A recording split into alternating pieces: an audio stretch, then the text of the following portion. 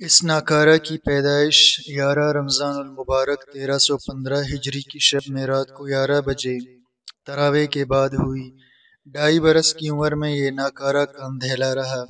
سنا ہے کہ اس قدر نالائق تھا کہ میرا کھیل توڑ پھوڑ تھا۔ میری نانی میرے لیے بہت سے برتن، ڈول، چھوٹی موٹی مٹی کی پیالیاں، جو اس زمانے میں بہت کثرت سے کمہاریاں بنایا کرتی تھی اور گھروں میں بچوں کے کھیلنے کے واسطے قیمتاً دے جایا کرتی۔ جس مکان میں اس ناکارہ کی پیدائش ہوئی اس میں ایک چبوترا بہت اونچا تھا۔ جو اب تک خوب یاد ہے، یہ ناکارہ اس چبوترے کے اوپر بیٹھ کر ان پیالیوں اور ڈول وغیرہ کو زور سے نیچے پھینکتا، اور جب وہ ٹوٹ جاتی تو بہت خوش ہوتا، اور جب نہ ٹوٹتی تو بچوں کی طرح نیچے اتر کر بڑی مشقت سے اوپر لے جا کر انہیں پھر پھینکتا۔ 2.5 برس کی عمر میں گنگو حاضری ہوئی تو وہاں حضرت قطب عالم گنگوئی خسرو کے سب خدام کے یہاں والد صاحب نور اللہ عمر کدو کی وجہ سے لاڈ ہی لاڈ اور پیار تھا۔ یہ منظر تو مجھے اب تک یاد ہے کہ حضرت شیخ الاسلام مدنی نور اللہ عمر کدو کے بڑے بھائی حضرت مولانا سید احمد صاحب نور اللہ عمر کدو اس سیاکار کو اپنی گردن پر دن بھر بٹھائے رکھتے، ایک ٹانگ سینے کی طرف اور دوسری ٹانگ دوسری طرف لٹکائے ہوئے میں گردن پہ سوار رہتا۔ وہ اسی حالت میں اپنے کام میں مشغول رہتے، بازار جاتے یا کسی کام کو جاتے تب بھی میں ان کی گردن پر ہوتا اور نماز کے وقت وہ مجھے اتارتے۔ ہمارے خاندان میں عموماً چوتھے یا 5ویں برس بچہ پڑھنے بیٹھ جاتا، مگر میں 7 برس کی عمر یا اس سے بھی زائد پڑھنے نہیں بیٹھا۔ میری دادی صاحبہ رحمہ اللہ علیہ میرے والد صاحب پر خوب خفا ہوتی۔ مجھے ان کی خفگی کے الفاظ بھی خوب یاد ہے کہ یحییٰ، اولاد کی محبت میں اندھے نہیں ہو جایا کرتے۔ میرے والد صاحب دودھ پینے کے زمانے میں پاؤ پارا کر چکے تھے، 7 برس کی عمر میں قرآن شریف حفظ کر چکے تھے، اور اس کے ساتھ میرے دادا سے مخفی اپنے چچا جان رحمہ اللہ علیہ سے فارسی، سکندر نامہ، زلیخا بوستان سب پڑھ چکے تھے۔ میرے دادا صاحب نے ان کو 7 برس کی عمر میں یوں کہہ دیا تھا کہ ایک قرآن روز پڑھ لیا کرو، باقی سارا دن چھٹی، 6 ماہ کے بعد عربی شروع کرائیں گے۔ میرے والد صاحب فرماتے کہ میں صبح کی نماز پڑھتے ہی چھت پر بیٹھتا اور ظہر سے پہلے قرآن پاک ختم کر کے اتر کر روٹی کھاتا۔ شام کو اپنے شوق سے عربی کی کتابیں شروع کی، اس لیے میری دادی صاحبہ کو اور بھی غصہ آتا، فرماتی کہ یہ بیل آسمان پر جا رہا ہے تو آخر اس سے کیا کرائے گا، جوتے کٹوائے گا، چمار بناوے گا، پاخانہ کمواوے گا، بنگی بناوے گا، آخر تو نے سوچ کیا رکھا ہے۔ ان کی شدید خفگی مجھے خوب یاد ہے۔ میرے والد صاحب رحمۃ اللہ علیہ کا ایک ہی جواب ہوتا کہ آپا، جو دن کھیلنے کو ملے کھیلنے دو، ایک دفعہ جب اوکل میں سر دے گا تو پھر قبر میں جاتے ہوئے نکلے گا۔ اس جواب پر وہ بہت ناراض ہوتی کہ آخر اوکل میں سر دینے کا کوئی وقت آئے گا یا مرنے کے بعد دے گا۔ مجھ پر بھی براہ راست خفا ہوتی کہ فلاں بچے کے اتنے پارے ہو گئے، فلاں کے اتنے، تیرے کتنے ہوئے اندھے۔ 7واں یا 8واں سال تھا، گنگو میں جناب الحاج ڈاکٹر عبدالرحمن صاحب مظفر نگری جو حضرت گنگو کو گنگوئی خسرو کے وہ اور ان کی اہلیہ عاشق زار حضرت گنگوئی خسرو کے بڑے اہتمام سے پلاؤ پکاتے۔ مجھے یاد ہے کہ ان کا پکانا بھی اور حضرت اقدس گنگو خسرو کے ساتھ کھانا بھی، معلوم نہیں روزانہ ایک نیا مرغ تو ضرور کٹتا، اور اس میں نامعلوم کتنی چیزیں پڑتی۔ مرغے بھی ڈاکٹر صاحب نے بہت پال رکھے تھے اور ان کو بھی نامعلوم کیا کھلاتے۔ ان کے اہلیہ محترمہ سے ہمارا قاعدہ بغدادی شروع ہوا، پڑھنے پڑھانے کا تو ہمیں کچھ یاد نہیں، دو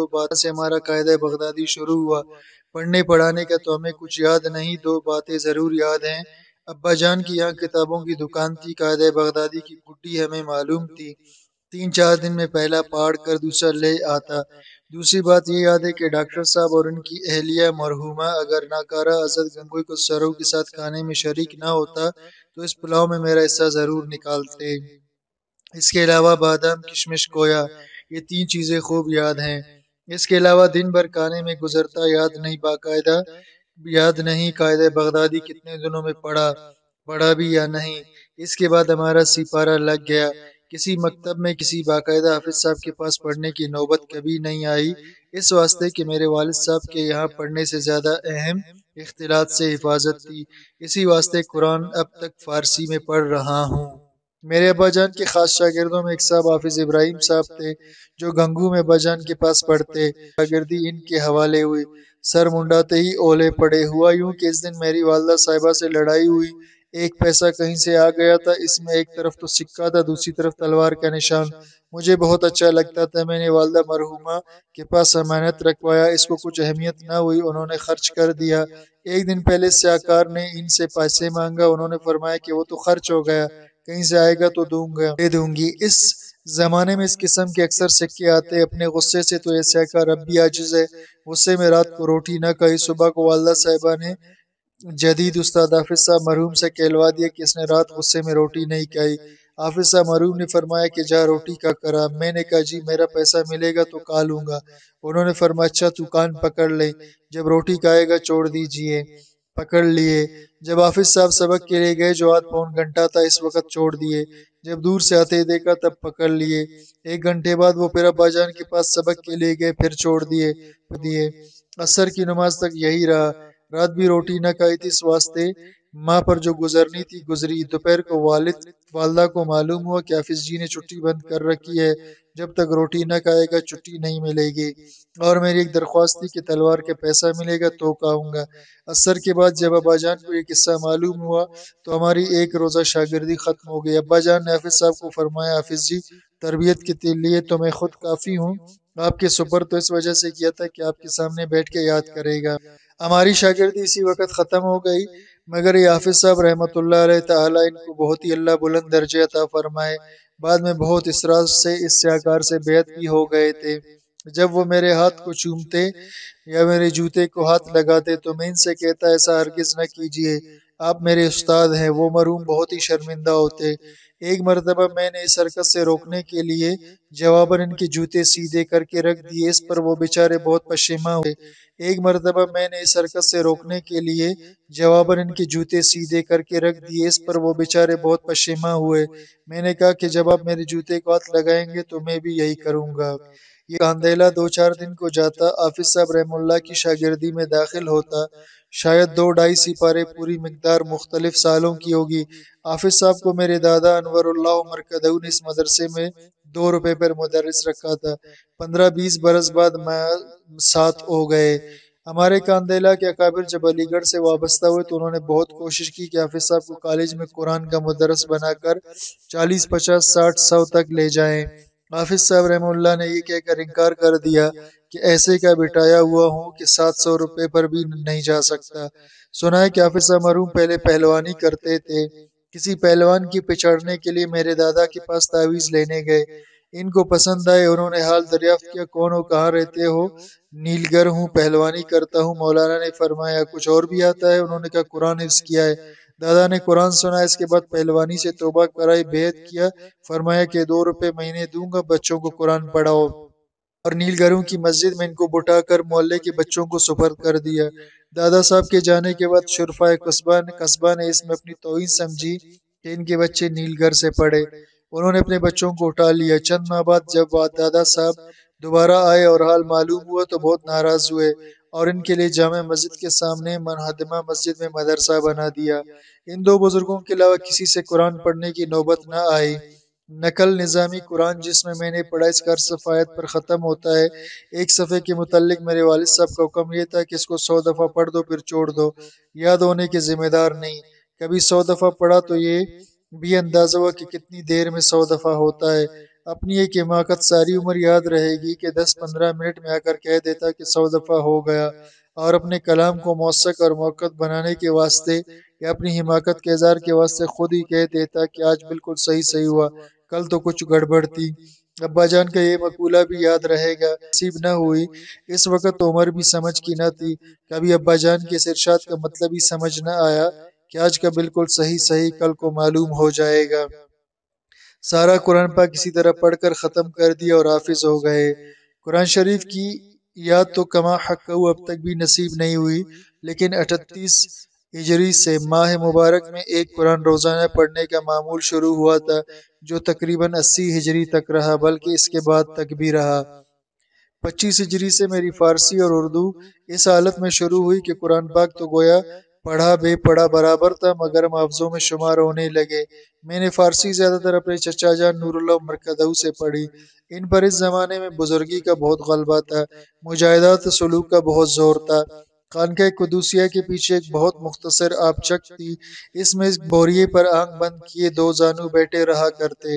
میں سبق کے لیے جاتا تو قانون یہ تھا کہ ایک کتاب چچا کے سامنے کھول کے رکھتے، میرا اور تھا جس کا نام مجھے یاد نہیں، ہم دونوں دوسری کتاب پڑھتے، بیٹھنے کے بعد بسم اللہ کر کے سبق شروع کرتے۔ اگر اس میں ذرا دیر ہوتی تو چچا جان نور اللہ مرکدو ایک انگلی سے اپنے سامنے کی کتاب بند کر دیتے اور گویا تاخیر کے عتاب میں سبق بند۔ ہم تھوڑی دیر بیٹھ کر چلے آتے، کبھی دوبارہ شروع کرتے اور کتاب کھول کر دوبارہ ان کے سامنے رکھتے تو موج تھی، کبھی پڑھا دیتے کبھی چشت فرما کر اٹھا دیتے۔ سبق میں اپنے ہی مطالعے پر مدار تھا، معمولی غلطی پر چشت کہتے یا ہوں اور فحش غلطی پر وہی ایک انگلی سے کتاب بند کر دیتے۔ اس سیاکار کو اس زمانے میں بولنے کا مرض بہت تھا۔ چچا جان نور اللہ مرکدو نے مجھ سے فرمایا، اگر تو 6 ہفتے چپ رہے تو میں تجھے ولی کر دوں۔ اس زمانے میں 6 ہفتے تو درکنار، 6 دن بھی چپ رہنا مصیبت تھا۔ میں نے بڑے ہو کر نظام الدین میں ایک مرتبہ ان کو یہ ارشاد یاد دلایا، ان کو یاد آ گیا۔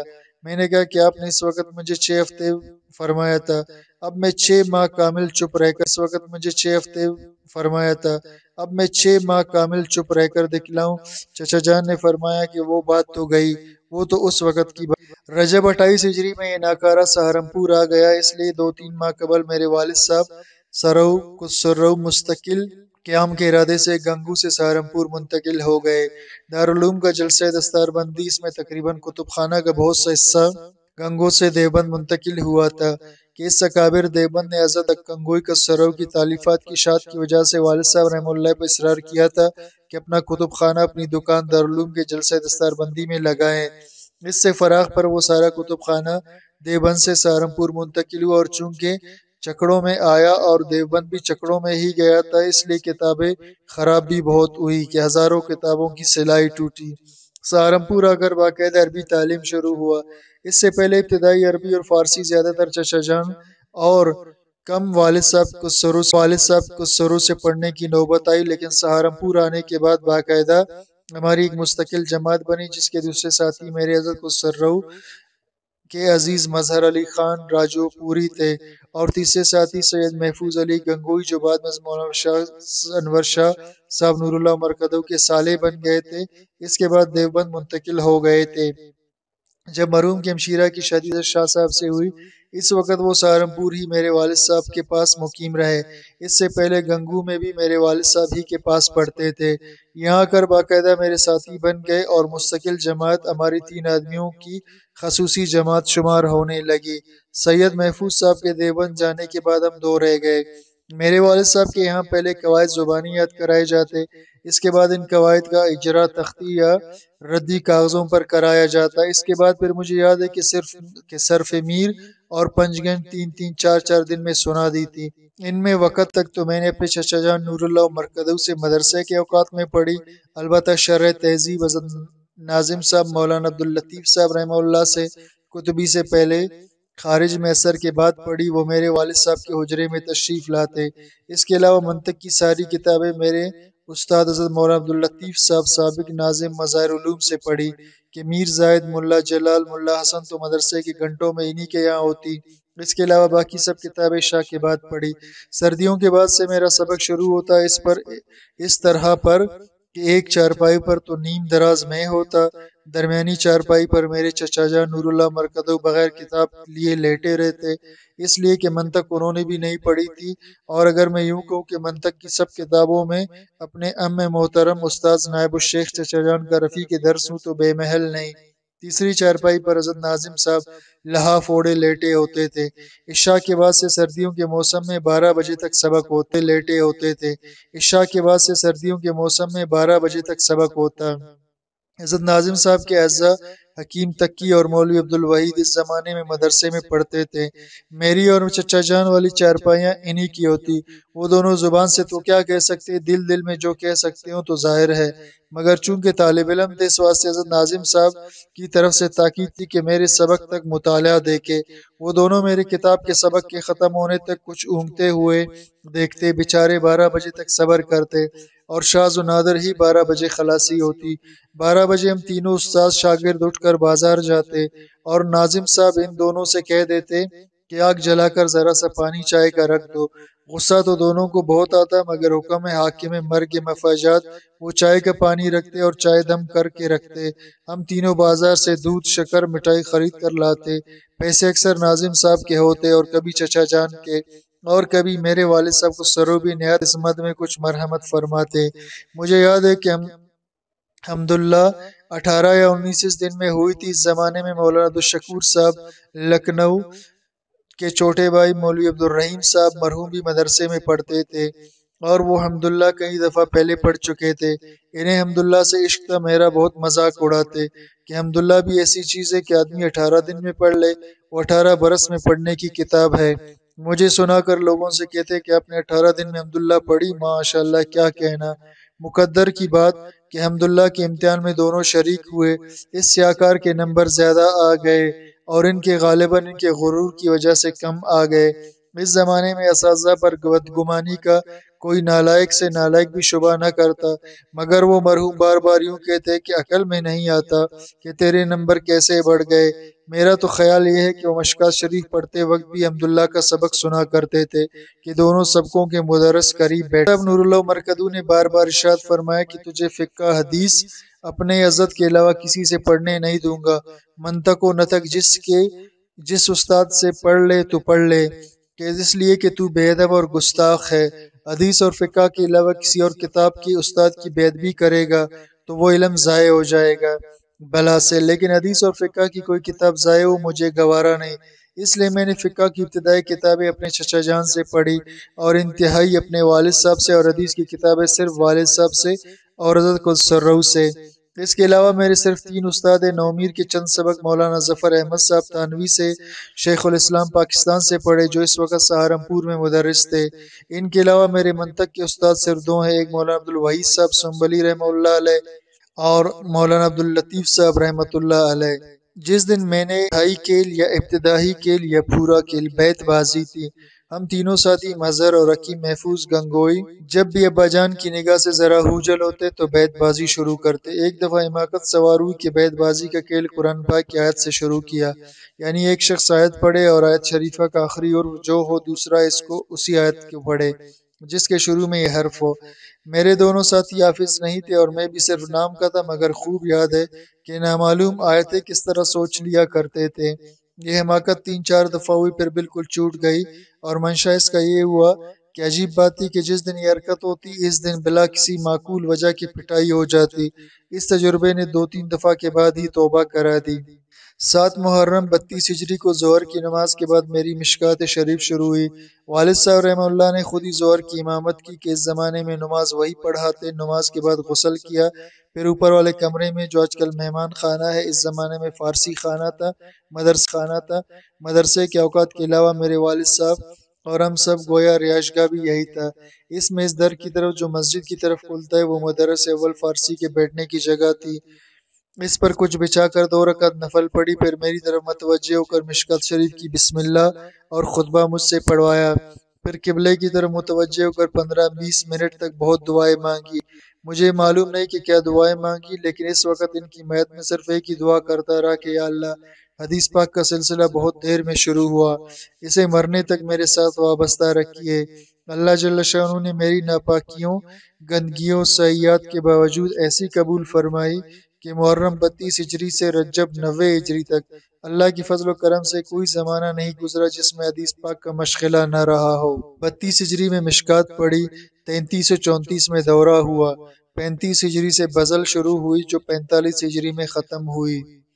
شوال 33 ہجری میں میرے ذہن میں یہ تھا کہ مجھے تو کہیں ملازمت کرنی ہے نہ مدرسی، اس لیے دورہ کی کتابیں 1 سال میں پڑھنے کا ارادہ بالکل نہ تھا۔ ابو داؤد شریف میرے والد صاحب رحمہ اللہ کا خاص سبق تھا جو میرے حضرت خسرو کے زمانے میں بھی اہتمام سے میرے والد صاحب کے پاس ہوتا۔ میرے ذہن میں چونکہ سارے دورہ کی کتابیں 1 سال میں پڑھنا نہ تھا، اس لیے میں نے صرف ابو داؤد میں شرکت کی اور والد صاحب سے اپنی خواہش کا اظہار کیا تو بہت خوشی سے انہوں نے اس کی اجازت دی۔ چند روز بعد میرا کاندھیلا جانا ہوا تو میرے پھپھا مولانا رضی الحسن صاحب نے مجھ سے کہا کہ تو نے ترمذی بخاری اپنے ابو سے کیوں نہ پڑھی؟ میں نے اپنا منصوبہ بتایا۔ انہوں نے فرمایا میرا اندازہ یہ ہے کہ کہ انہیں اس بات کا احساس ہے کہ تو نے ان سے ترمذی نہیں پڑھی۔ مجھے بڑی حیرت بھی ہوئی، تعجب بھی ہوا۔ میں نے اپنی تجویز کے خلاف ابو داؤد شریف کے ساتھ ترمذی بھی شروع کر دی۔ ترمذی شریف کے بعد بخاری شریف، ابو داؤد شریف کے بعد نسائی شریف والد صاحب کے یہاں ہوئی، اور چونکہ بخاری شریف پہلا دفعہ ہوئی تھی، اس لیے والد صاحب رحمہ اللہ نے نسائی شریف کا گھنٹہ بھی بخاری جلد ثانی کو دے دیا اور نسائی شریف جمعہ جمعہ پوری کرائی۔ میرے اور مرحوم کے والد صاحب نور اللہ مرکزو کے دور میں دو اہتمام تھے، ایک یہ کہ کوئی حدیث ایسی نہ ہو کہ استاد کے سامنے پڑھنے سے رہ جائے، دوسرے یہ کہ بے وضو کوئی حدیث نہ پڑھے۔ میرا اور مرحوم کا دستور یہ تھا کہ ہم میں سے جس کو وضو کی ضرورت پیش آتی، اس لیے کہ 5-6 گھنٹے مسلسل سبق ہوتا، دوسرے کو کونی مار کر ایک دم اٹھ جاتا اور دوسرا ساتھی فوراً ابا جان پر کوئی اشکال کر دیتا۔ کچھ عرصے بعد ابا جان بھی سمجھ گئے تھے کہ ایک ساتھی اٹھا اور 1 منٹ میں آستینے اتارتا ہوا بھاگا آ رہا ہے۔ اس سے ان کو اندازہ ہو گیا، اس چیز سے ان کو مسرت تھی کہ ایک دفعہ حسن احمد مرحوم اللہ اس کو بہت بلند درجے عطا فرمائے میرے کونی مار کر اٹھا۔ اس کے اٹھتے ہی میں نے والد صاحب نور اللہ مرکزو سے عرض کیا کہ حضرت فتح القدیر میں یوں لکھا ہے، اور بالکل بے سوچ کہا۔ میرے ذہن میں بھی بالکل نظیر میں یوں لکھا ہے اور بالکل بے سوچ کہا۔ میرے ذہن میں بھی بالکل نہ تھا کہ فتح القدیر میں کیا لکھا ہے، لیکن میرے اس فکرے پر کہ حضرت فتح القدیر میں یوں لکھا ہے، میرے والد صاحب نے بے ساختہ ہنس کر کہا اور کتاب میں نشان رکھ کر اس کو بند کر کے مجھ سے فرمایا کہ جب تک حسن احمد آئے میں تمہیں ایک قصہ سناتا ہوں، میں تمہاری فتح القدیر سے کہاں لڑتا پھروں گا۔ دورہ کے ختم پر اس سیاکار نے اپنے والد صاحب سے ہدایت ثالث شروع کی۔ اس زمانے میں مطالعے کا چسکا پڑ گیا، حدیث کی کتابیں ہو چکی، دن بھر خوب مطالعہ کرتا۔ مغرب کے بعد موچیوں کی مسجد میں جہاں میرے والد صاحب کا قیام تھا، ہدایہ کا سبق ہوتا اور میں تنہائی تھا۔ ہدایہ پر نقلی اور عقلی حدیث اور کفایہ و عنایہ کے فتح القدیر کے خوب اعتراضات کرتا۔ والد صاحب نور اللہ مرکزو نے 2 دن کے بعد ارشاد فرمایا کہ طالب علموں کی طرح پڑھنا ہو تو پڑھ، مدرسوں کی طرح پڑھنا ہو تو اپنے آپ جا کر اشکال کا جواب دیکھتے رہی ہو۔ یا تو 1 سال پہلے یہ جذبہ تھا کہ ترمذی شریف، بخاری شریف حضرت رحمہ اللہ سے پڑھنی ہے اور ابا جان سے شروع نہ کی، لیکن ان کے انتقال کے بعد دستور یہی ہے کہ قدر اور محبت زندگی میں کم، انتقال کے بعد بڑھ جاتی ہے۔ اب یہ جذبہ پیدا ہوا کہ ترمذی شریف، بخاری شریف پڑھ لی، دوبارہ پڑھنے کی ضرورت نہیں، ورنہ والد صاحب رحمہ اللہ کے حیات میں یہ جذبات ہے کہ حضرت کی واپسی پر دوبارہ پڑھوں گا، مگر والد صاحب کے انتقال کے بعد ایک خیال دل سے نکل گیا کہ اس کا عکس دل میں جم گیا۔ حضرت سرو کی نینی تال سے واپسی پر ترمذی شریف، جو اب تک میرے والد صاحب کے انتقال کے بعد بند تھی، ان کے ہاں شروع ہوئی۔ حضرت نے تشریف لاتی اس سیاکار کو اور میرے عزیز مخلص دوست رفیق احسن مرحوم کو دونوں کو حکم دیا کہ ترمذی شریف، بخاری شریف مجھ سے دوبارہ پڑھو۔ اس زمانے میں اس سیاکار نے خواب دیکھا کہ شیخ الہند ارشاد فرمایا کہ مجھ سے دوبارہ بخاری شریف پڑھو۔ شیخ الہند رحمۃ اللہ مالٹا سے تشریف لا چکے تھے۔ بہت سوچتا رہا کہ خواب کی کیا تعبیر ہے کہ مجھ سے بخاری شریف پڑھو۔ بہرحال تعمیل ارشاد میں شروع ہوا تو ہم دونوں نے کر دیا، لیکن میرا رفیق حسن احمد مرحوم اس سال فنون کی کتابیں پڑھتا تھا، وہ بخاری شریف کے نیچے کسی مطالعے کی کتاب کو رکھتا۔ میں اس پر شدت سے انکار کرتا کہ یہ تو بہت بے ادبی ہے، حدیث پاک کی بھی اور استاد کی بھی، ایسا ہرگز نہ کر۔ یہ کوشش تھی کہ اتنے قوی اشکالات دمادم کروں کہ حضرت کو سرو تبحر علمی کو دیکھ کر یوں فرمائے کہ تجھے دوبارہ پڑھنے کی ضرورت نہیں۔ تقریباً یہ سال میرا ایسا گزرا کہ رات دن میں 2-2.5 گھنٹے سے زیادہ سونے کی نوبت نہ آئی، اس لیے کہ مدرس ہو گیا تھا۔ اصول الشاشی کے مطالعے میں کئی گھنٹے خرچ ہوتے، لیکن عشاء کے بعد سے رات کے 3-4 بجے ترمذی شریف، بخاری شریف کا مطالعہ کرتا۔ فتح الباری، عینی، قسطلانی، سندھی کے ابواب بہت ہی بالاستیاب اور غور سے دیکھتا، جہاں کوئی اشکال پیش آتا اس کو نوٹ کرتا، اور صبح سرو کی خدمت میں، اللہ مجھے بہت معاف فرمائے، دمادم اعتراض